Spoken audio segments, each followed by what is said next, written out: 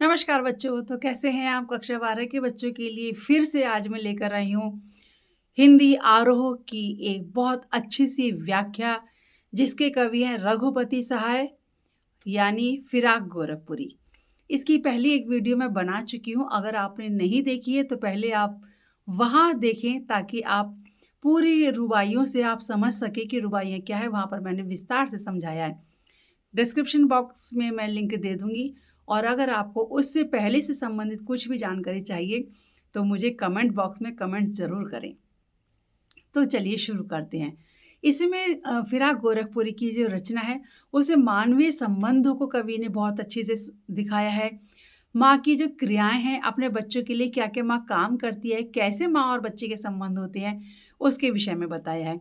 अब यहाँ पर एक बाल हट यानी बच्चे की जिद जो होती है, उसका बहुत सुंदर सा कवि ने वर्णन किया है। तो चलिए शुरू करते हैं। हम ऐसे इसके आधार पर हम ये कह सकते हैं कि जैसे चाँदनी रात है और चाँदनी रात में जो मतलब एक माँ है, अपने छोटे बच्चे को गोद में लिए खड़ी है।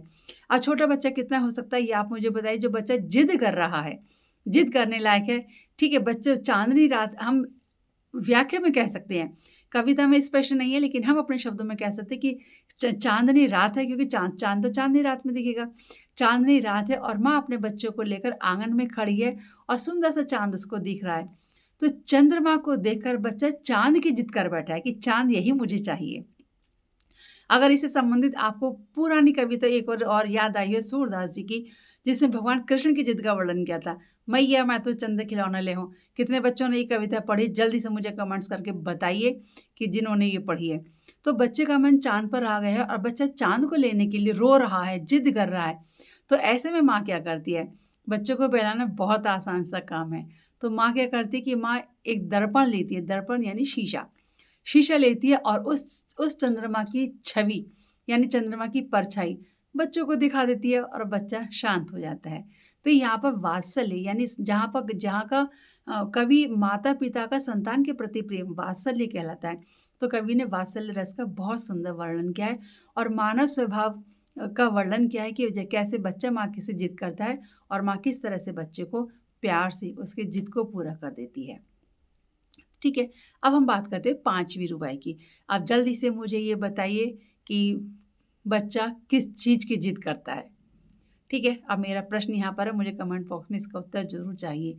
अगली रुबाइयों में कवि ने, जो हमारी अंतिम रुबाई है, कवि ने रक्षाबंधन त्योहार का वर्णन किया है। तो हम अपनी स्किल से कह सकते हैं सावन का महीना है, सावन का अंतिम दिन होता है, भादों का पहला दिन भी कह सकते हैं, ये सावन का अंतिम दिन है।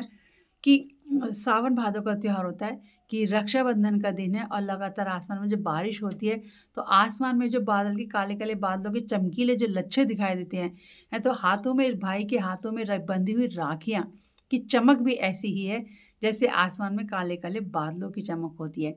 तो कवि कहते हैं कि रक्षाबंधन का त्योहार है और आसमान में काली घटाएँ छाई हुई हैं और काली घटाएँ छा रही हैं, और बहनों ने भाई के हाथों पर प्रेम का धागा प्रेम का धागा, रक्षा सूत्र जिसको कहते हैं, ये राखी कहते हैं, वो बाँध रही है और भाइयों के हाथों में राखी ऐसे ही चमक रही है जैसे काले आसमान में बादल चमकते हैं।